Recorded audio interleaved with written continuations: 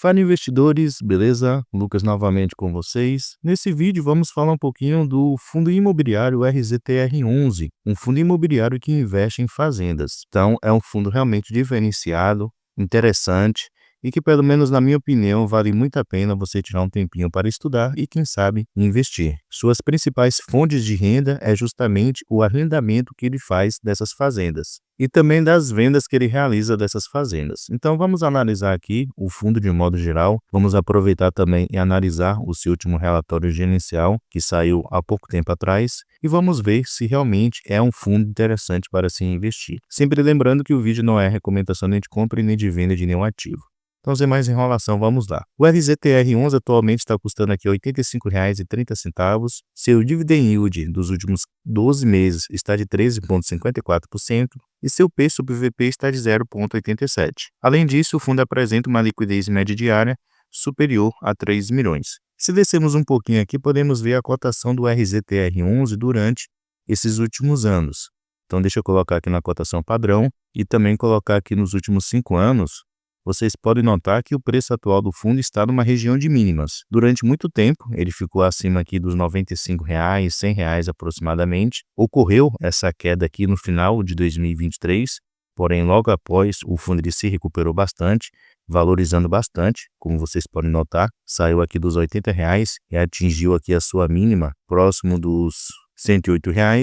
E depois voltou a cair, assim como vários outros fundos imobiliários no ano de 2024. E aqui, como eu mencionei, ele continua numa região de mínima. Seu menor preço foi aqui no dia 6/2, mês passado, que ele atingiu R$ 80,19. Se recuperou um pouquinho, mas continua num preço muito interessante. Descendo um pouquinho aqui, a gente pode ver o seguinte, que o fundo ele conta com um pouco mais de 133 mil cotistas, tem uma quantidade muito boa. Seu preço justo seria próximo aqui dos R$ 98. Então, como consideramos o preço atual é os 85, então ele tem potencial para se valorizar, voltar para o que seria o seu preço justo. E seu último rendimento pago foi de R$ 1,05 por cada cota. Além disso, ele tem um patrimônio atual de R$ 1,85 bilhão. Então é um fundo relativamente grande. E se pegarmos aqui o seu histórico de distribuição de rendimentos, podemos notar que é o fundo que paga bons rendimentos para os seus cotistas. Tem períodos aqui, como vocês podem notar, que ele paga valores maiores, o que ocorreu aqui durante 2022, que ele pagou R$ 1,25, nessa época aqui também de 2023, e agora também ele vem pagando rendimentos maiores. Esses rendimentos maiores que ele paga é justamente devido ao ganho de capital que ele realiza na venda de algumas fazendas. Então ele consegue ter um bom lucro com essa venda e ele distribui esse lucro para os seus cotistas. Por isso que ele é um fundo realmente interessante para se investir. Vamos aqui agora no seu último relatório gerencial conhecer um pouquinho melhor sobre o RZTR11 e ver como é que ele investe. Então aqui, na página inicial do seu relatório gerencial, a gestão menciona qual é o objetivo desse fundo. Então ele menciona o seguinte, que o RZTR11 tem como principal objetivo gerar retorno para os investidores no longo prazo através do arrendamento, compra e venda de propriedades agrícolas em 3 diferentes estratégias, que são essas 3 aqui que eu estou selecionando para vocês. Ele menciona também que o fundo tem foco no território nacional, com atuação nas regiões consolidadas de produção de grãos e fibras. Então é dessa maneira que o RZTR11 ele funciona, através do arrendamento de fazendas e também compra e venda dessas propriedades agrícolas. Se descermos um pouquinho aqui, podemos ter outras informações sobre esse ativo. Então ele menciona aqui que no momento ele tem um pouco mais de 82 mil metros quadrados de área total, no caso das suas fazendas, atualmente. Ele menciona aqui também que ele tem 22 ativos, no caso 22 propriedades. Se descermos mais um pouquinho, ele menciona aqui que seu patrimônio atual, como eu já havia mencionado, é de aproximadamente R$ 1,8 bilhão. Porém, se somarmos a avaliação dos imóveis mais o caixa do fundo, seria aqui de R$ 3,7 bilhões. E se descermos mais um pouquinho, ele menciona aqui que a duração média dos seus contratos, no caso dos contratos de arrendamento, é de aproximadamente 10 anos. Então note-se que são contratos realmente com uma duração longa. Um pouco mais embaixo aqui, pessoal, ele menciona sobre o seu demonstrativo financeiro. Então aqui podemos notar o seguinte, que durante o mês de janeiro de 2025, o fundo ele teve uma receita total de R$ 21.814.000. Suas principais fontes de receita foi justamente o arrendamento, que ele fez aqui um pouco mais de 20,6 milhões de reais, e receita financeira, que ele fez aqui um pouco mais de 1 milhão de reais. Descendo mais um pouquinho, ele menciona que as despesas do fundo somou o valor de 1.826 mil reais. Então, se pegarmos a sua receita bruta, que foi essa daqui, e diminuirmos pela sua despesa, o fundo ele ficou com um resultado líquido para poder distribuir aos seus cotistas em rendimentos de aproximadamente 20 milhões de reais, o que corresponde aqui a R$ 1,06 por cada cota. E o valor que ele distribuiu foi de R$ 1,05 por cada cota. Então o fundo distribuiu exatamente o valor que ele gerou. Ele menciona que ele ainda tem aqui um saldo de resultado acumulado para poder distribuir, que ele vem distribuindo, né, aos seus cotistas de R$ 2,59 por cada cota. Então, é um valor bem considerável que ele tem disponível aí para, aos pouquinhos, distribuir para os seus cotistas. Por isso que esse rendimento que ele vem pagando atualmente de R$ 1,05 provavelmente vai continuar, vai durar aí durante um bom período de tempo. Descendo mais um pouco aqui, ele menciona a sua distribuição por performance. Então ele menciona aqui quais são as fazendas, os investimentos atuais responsáveis pelas maiores receitas do fundo. Se destaca aqui essa primeira, a fazenda Paranatinga, localizada lá no Mato Grosso, que ela é responsável por 35 centavos da receita mensal do fundo. Então, atualmente, ela é seu principal investimento. E aqui ele vem mencionando, né, do maior até o menor. Ao lado aqui também, ele faz uma comparação do RZTR11 contra o CDI bruto e o CDI líquido. Então, nota-se que o RZTR11 no acumulado, né, provavelmente considerando a valorização e também rendimentos pagos, ele consegue superar os dois indexadores. E um pouco mais embaixo aqui, ele menciona sobre as expectativas da gestão para os próximos meses. Então, ele menciona o seguinte, que na estratégia Land Act, o fundo ainda detém duas fazendas, uma com aproximadamente 5.000 hectares úteis, e a outra, a São Francisco, aqui com aproximadamente 4.000 hectares úteis. Ele menciona que a gestão está ativamente buscando compradores para ambas as propriedades, visando a obtenção de lucro de capital e aumento dos rendimentos. Então, se o fundo nos próximos meses conseguir vender também essas duas fazendas, ele vai ter um lucro bem considerável, o que vai aumentar ainda mais o rendimento que ele vem distribuindo aos seus cotistas. Ele já vem pagando uma rentabilidade muito boa e isso vai aumentar ainda mais. Aqui mesmo, ó, ele faz uma projeção de rendimentos para até o mês de, deixa eu ver aqui, o mês de abril de 2025. Então, a previsão é que os rendimentos continuem nessa faixa aqui de R$ 1,05 por cada cota. Até no mês de abril, até recebermos aí a próxima expectativa de rendimentos. Quem sabe até lá, o fundo ele consiga vender essas duas fazendas, aumentando assim o rendimento distribuído aos seus cotistas.